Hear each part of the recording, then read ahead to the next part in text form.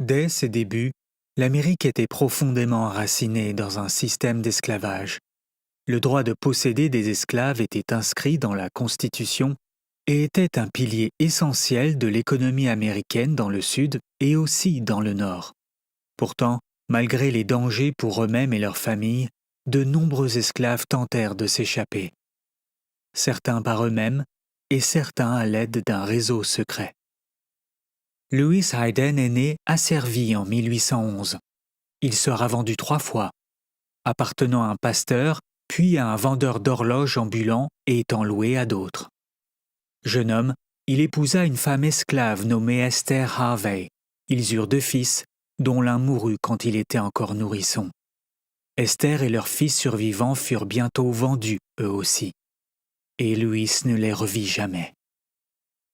En 1844, quand Lewis avait 33 ans, il fut loué au propriétaire de l'hôtel Phoenix à Lexington.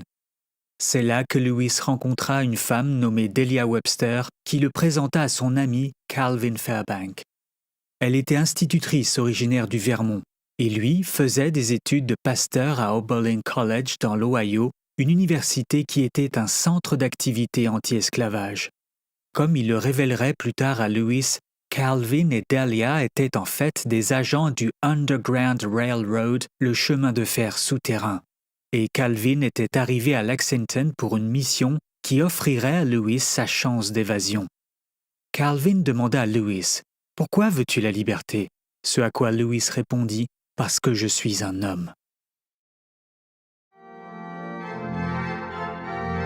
Ces vitraux de la manufacture de Sèvres ne sont pas les seuls d'Auvergne. Ceux de la chapelle du château de Randan les avaient précédés en 1831. C'est malgré l'échec du projet de la cathédrale de Moulins que la commande a été passée à la manufacture de Sèvres, alors que les ateliers clermontois avaient déjà repris leur essor.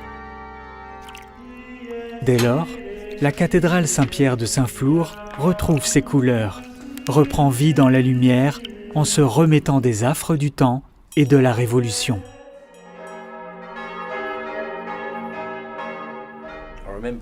Je me souviens être assis dans la salle de projet, en réunion avec l'équipe, et d'entendre à la radio « Accident la raffinerie ».